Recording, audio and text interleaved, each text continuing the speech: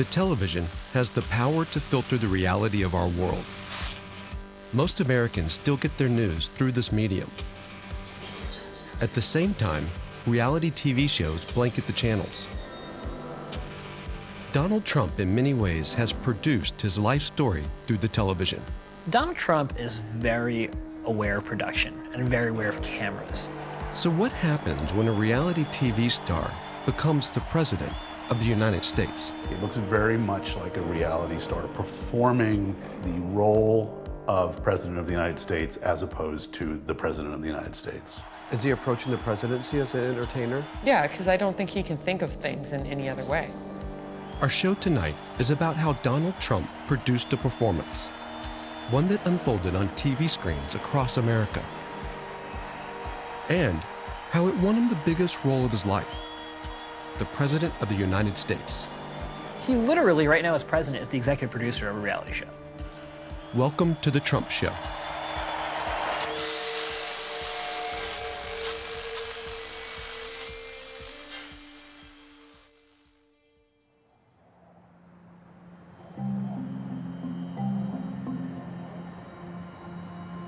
In 2002, a reality TV producer wanted to take the backdrop of New York City to be the set of a TV business competition. This producer, Mark Burnett, already had one hit reality show, Survivor. Now he needed a host for this new idea. Maybe it should involve a businessman, and who's a larger-than-life businessman figure? Well, it's Donald Trump. Burnett saw something in him that was convertible to television. Long before Trump solidified his TV persona, he had made himself a tabloid personality in New York. He was sort of a has-been. He was not someone, and continues not to be someone, that people in New York business circles take seriously. We knew that, but Burnett helped him spin that sort of C-list billionaire blowhard personality into reality stardom with this veneer of authority.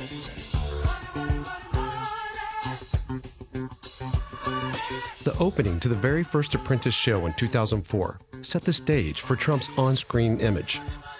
One of the crucial things that you do, either in developing a reality show or in producing a reality show, is credibility, is the word. The question that a network always asks is, why does this person deserve a TV show? The entire point of the opening of The Apprentice is, this is a guy with a narrative. About 13 years ago, I was seriously in trouble. This is a guy who has been tested. But I fought back, and I won, big league. And who has won, and because he was tested by life and won, if he tells you you're fired, he's earned that right to tell you that you're fired. I've mastered the art of the deal. The premise was simple. So-called ordinary people vying for a chance to be Trump's apprentice. The life of Donald Trump was spun into an image of the American dream, even though at times the show falsely presented Trump's business success. Every week, this man was in viewers' living rooms being presented as the epitome of wealth and success and authority. And we can't underestimate the intimacy that brings. Jennifer Posner, a media critic, wrote a book in 2010 about reality TV, The Apprentice, that in part discussed how The Apprentice built this image of Trump. Trump learned at Mark Burnett's feet how to craft narratives to be entirely flattering of himself, of his brand, of his company's brand. I used my brain, I used my negotiating skills, and I worked it all out. The Apprentice earned big ratings in its first year, about 20 million viewers. Donald Trump was both the star of the show and an executive producer. He was accepted and famous in a way outside of New York City that he never would have been accepted and admired here. Brandy, you're fired.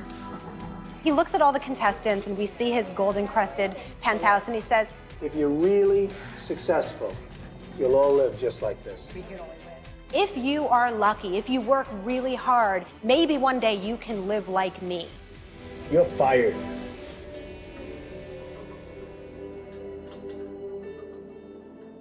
This piece of myth-making is a crucial element that allowed the show to succeed. The fact that it leaves out why he almost went broke, It's over. Don't you think it's over? I mean, the fact that it makes up how successful he is, not a coincidence, right? Because if it was honest about who he was and what his situation was, the show wouldn't have succeeded. And how did it change him in his own psyche? Oh, I think this Apprentice years affirmed for Donald his vision of his own glory. And who will be the apprentice? The Apprentice is what really brought him that celebrity fame that he had craved and strove for decades.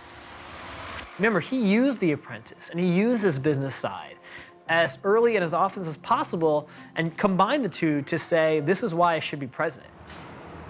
Today, New York City, for Americans and tourists alike, is still associated with Trump's brand. And even while over time, Apprentice viewership dwindled, Trump's no-nonsense business image had already become ingrained in many people's minds. And when you watched The Apprentice, what did you take away from Trump's brand, like what he represented? The best, decisive, good leader. Just everything he's showing now. Knows how to run a business, and he's trying to run our country like a business. We needed something different. You're a winner or a loser, and that's how life is. You watch videos of Donald Trump in the 80s, and while he certainly had his outsized personality, he wasn't nearly the same guy that he is now. I think one of the things that's changed is he spent a lot of years on The Apprentice and on reality TV. she should go? You don't talk in full sentences. So you threw her under the bus? No, I'm not. A lot of it's about just sort of general emoting and dumbing things down. And he learned to kind of be that guy. He maybe has turned into that guy. And that's the guy that was able to run a successful campaign despite defying every rule of politics.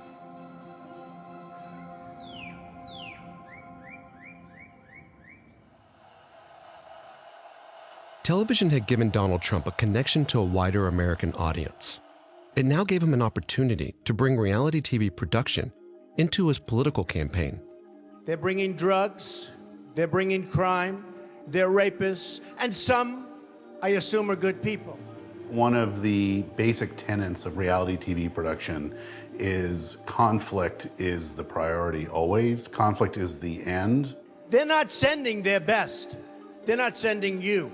They're not sending you. The hair pulling, the overthrowing of the table, the throwing of the chair, that is the accomplishment, right? So if you've gotten to that point, you've achieved something. Hillary Clinton and her campaign of 2008 started the birther controversy.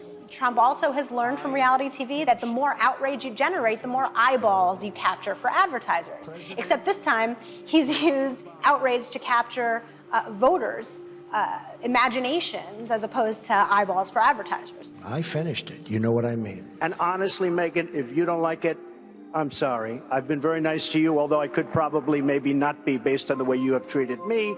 During the primary debates, with the moderators either unable or unwilling to control the proceedings, other candidates and the presenters themselves became locked into Trump's production of conflict. You've had nothing but problems with your credit cards, etc. Let me say, don't tell me about that. You know what that is? That's Jeb's special interest and lobbyists talking. Look, let me just tell you something. Jeb. In the end, Trump's battles on stage gave the networks record ratings and gave Trump a disproportionate amount of attention. Go ahead, I'm relaxed. You're the basket case. There's no right or wrong in reality TV. There's only interesting and uninteresting. And Trump is, above all other things, interesting. Michael Hirschhorn oversaw reality TV programming for VH1 for many years and still makes reality TV shows. And so if you're starting to view the world through the lens of a reality TV consumer, which I believe we've been trained to do, we only care that he be interesting. It doesn't really matter what the implications of what he's saying are, who gets hurt, what happens, if it's even consistent with the next thing he says. Being interesting not only meant TV coverage, it helped paint him as the man who wasn't afraid to say what he thought. Please welcome the next president of the United States, Mr. Donald J. Trump. What was it about the Trump brand that made you think he'd be a good president? Honesty.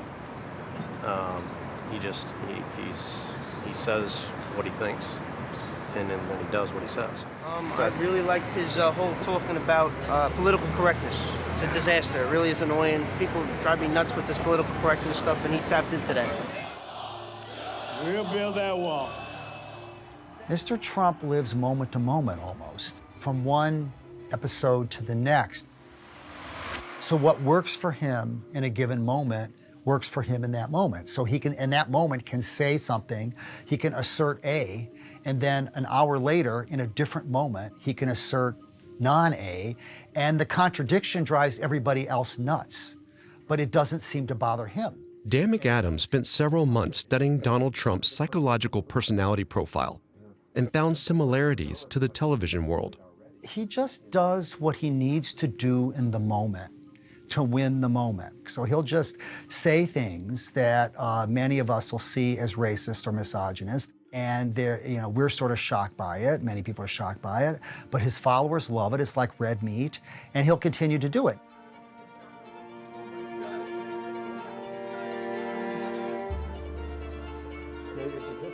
Trump's need to win and deploying reality TV tactics to do so could not have been more clear than in October 2016. You know, I'm automatically attracted to beautiful. I just start kissing them. It's like a magnet. You just kiss. I don't even wait. And when you're a star, they let you do it. You can do anything. Whatever you want. Grab them by the I can do anything. The Access Hollywood footage dropped 2 days before a presidential debate. While it quickly dominated the airwaves, Donald Trump hastily put out a statement, calling it locker room talk. We're ready. Let's go. Make me a soap star. How about a little hug for the Donald? Then, on the night of the debate, he flipped the story. He had been put behind the ball, and he knew that the sort of way to sort of regain control was to escalate conflict. And he's good at that because he thrives on it. Now, what had happened that day is we were told we're getting a 30-second photo op of Donald Trump preparing for the debate. We had no idea. So a small group, a couple of photographers, myself, and a camera guy, we were allowed access. So we think we're about to walk in to a photo op with Trump just pouring over debate notes. So we walk in, and you see the Clinton accusers. And there's actually video, and you could see my face just go. It was the most shocking moment of the campaign for me. And that's saying something, given some of the things that I witnessed. These four very courageous women have asked to be here. The surprise reveal, the turn, the change, the switcheroo, the misdirect. Oh, you don't like, it turns out that came out? What can I do? What can I do? How do I get you to stop talking about me saying grab him by the Oh, I know. Mr. Trump may have said some bad words, but Bill Clinton raped me.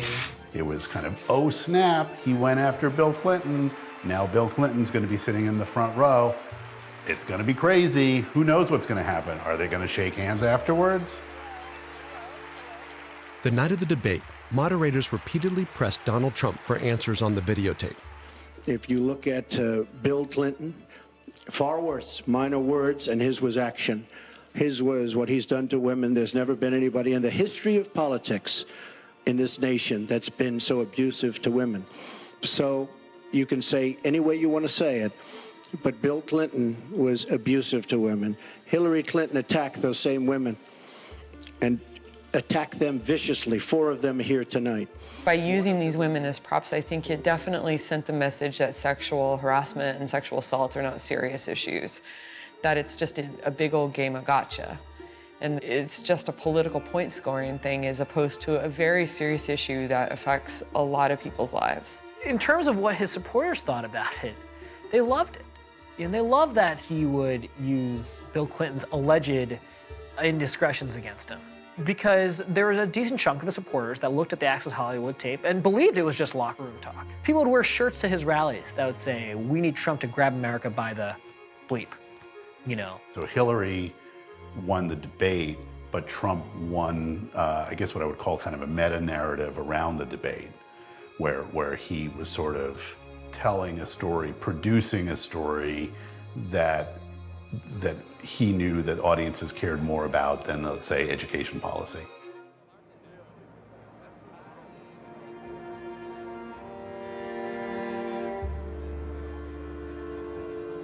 In the end, it was Donald Trump's performance that won out.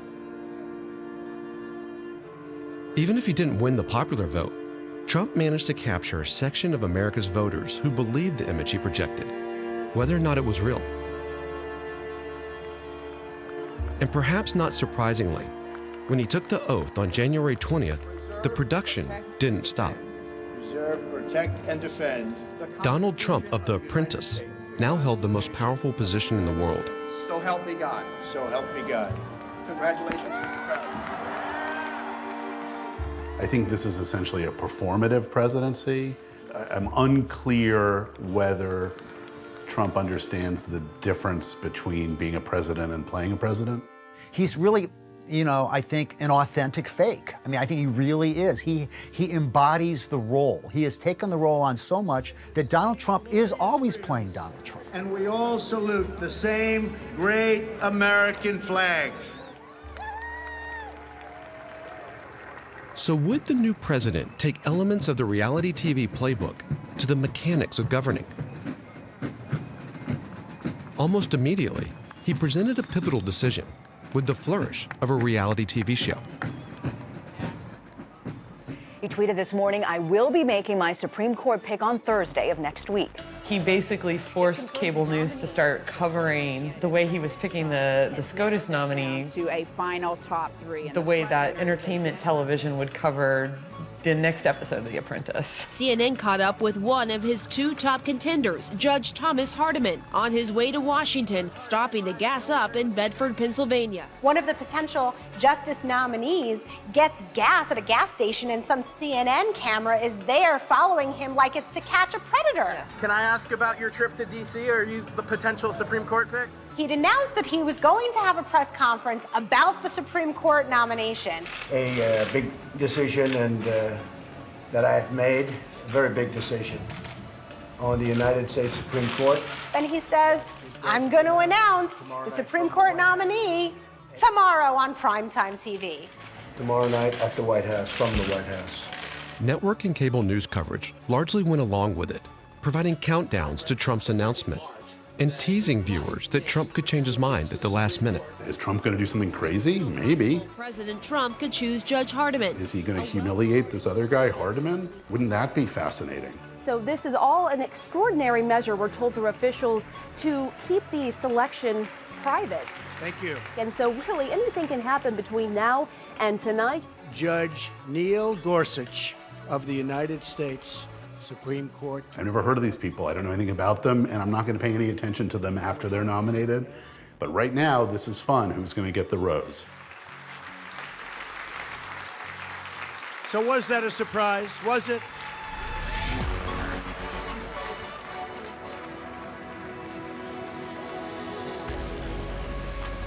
The primetime SCOTUS announcement is just one example of how Donald Trump has managed to deepen the blur between news and entertainment. It also points to a dynamic that Trump has set up with the American press. I don't believe the media is explicitly in Trump's pocket, but to borrow kind of cheap pop psych term, they're codependent. So they're on some very deep level, conscious and unconscious, require Trump to continue to make news, no matter how they react. Don't be rude. Don't be rude. No, I'm not going to give you a question. I'm not going to give you a question. You are fake news. So the Trump war on CNN, which I don't believe is a real war, benefits CNN and it benefits Trump. At a time when cable viewership had diminished, Donald Trump's drama seems to have brought viewers back to the screen. Good evening. Cable news ratings, even C-SPAN viewership of Press Secretary Sean Spicer's briefings have soared. Okay, so I apologize that NBC News' reporting is based on the New York Times false reporting. But at the end of how can it be accurate reporting, Glenn? He does set up a story and the story has a hero in it named Donald Trump, and it has some villains, and they're named the press. And so you're calling him a liar? You didn't say you saw the specifics. Jonathan, I'm talking to Glenn. I'm talking to... You know, the press conferences are getting extraordinary ratings. They are not about information. They are theater. The press has become so dishonest that if we don't talk about it, we are doing a tremendous disservice to the American people. Tremendous disservice. We have to talk about it. I mean, where are we when we've got a leader of the country saying that I'm just going to ignore the New York Times and CNN because all they do is create fake news, and I'm going to speak directly to you through my Twitter account and in this press conference. I'm making this presentation directly to the American people. And so people are watching to see who will win today's battle. Will the press squeal? Will they fight back? Will they be savvy? Mr. President! President Trump! Mr. President! Mr. President! President Trump! Mr. President! Where are you from? BBC. Here's another beauty. But it's not Donald Trump alone. His administration has aggressively pushed an anti-press agenda, arguing over the very idea of truth. Don't be so overly dramatic about it, Chuck. You're saying it's a falsehood, and they're giving Sean Spicer, our press secretary, gave alternative facts to that. But the point remains. Alternative facts? On-air exchanges with Trump's spokespeople pulls conflict and theater to the forefront. That's human nature, but it has to go How about the both president's statements, Kellyanne? How about the president's statements that are false, like the murder rate is the highest it's been in almost half a century? False. On one hand, you know that it's fake and you know it's ridiculous. On the other hand, it does seem when you watch a reality TV show that some of the people in it get caught up in the competition. They get caught up in the ridiculous premises of these reality TV shows. And I think Trump has locked journalists into kind of that same sort of mentality, which is on one hand, they know this is ridiculous. On the other hand, they can't stop feeding the beast. No, stop doing that. I'm just asking you a question. Are you saying that you don't trust this? Because just a moment ago, excuse me. If the press is reporting, well, Donald Trump didn't tell the truth about X, Y, and Z, and you like him, what's easier for you? To change your mind about the man you gave your vote, or is it easier for you to conclude that the press is somehow the bad guy? Press is making him out to something he's not. So he can just communicate directly with the American people himself. And he will. So, which is cool. He knows what he's going to say, and he's very clear about what he's going to say. And that, I think the media, he has them eating out of his hand. He's kind of methodically taking the basic foundations, the basic interactions that our government is built on and turning them into kind of a gong show. Hirschhorn says this show keeps Donald Trump on the air. But does it also chip away at a shared reality between the people of the U.S. and their president? The fact that Trump is running our politics as if it's a reality show is not the same as it being one. In real life, Donald Trump and his administration are pushing for policies like the travel ban. You do agree there are bad people out there, right? They're not everybody that's like you. You have some bad people out there. Funding cuts to social programs, and the reversal of environmental protections. We have a very, very impressive group here to celebrate the start of a new era in American energy and production. These are policies that could have a profound impact on some of the most vulnerable communities in the U.S. and the world. I keep waiting for Donald Trump to embrace the fact that he is president of a real country. I guess they like what we're about to sign.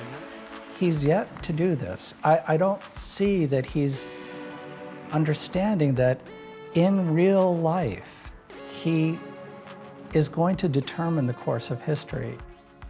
Even in the face of historic unpopularity, Donald Trump insists that his administration is running smoothly. So what happens when the President of the United States refuses to acknowledge a shared reality with the majority of its citizens? The fact that Trump is not able to make a distinction between make-believe and reality is very scary. The really scary thing is what happens if a significant number of Americans join him in entering that kind of, make-believe world. And then I think it's not really clear that there's a way back.